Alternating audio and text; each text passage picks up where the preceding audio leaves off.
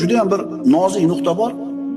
Agar banda Alloh tomonga qarab bir qadam bossa, Alloh u tarafga qarab bir necha qadam bosadi.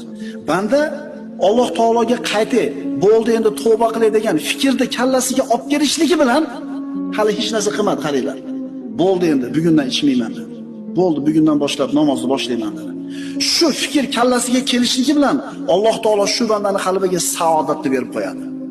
Xotirjamlik berib qo'yadi, taskin berib qo'yadi. Shu etapdan o'tganmiz ko'pchiligimiz. Bo'ldi.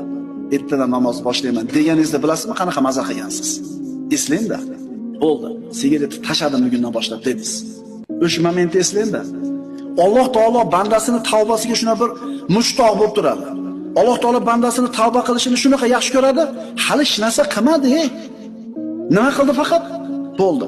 Ertadan bomdodga chiqib namozni boshlayman deyishiga bilasizmi qanaqa xotirjam bo'ladi qalbi?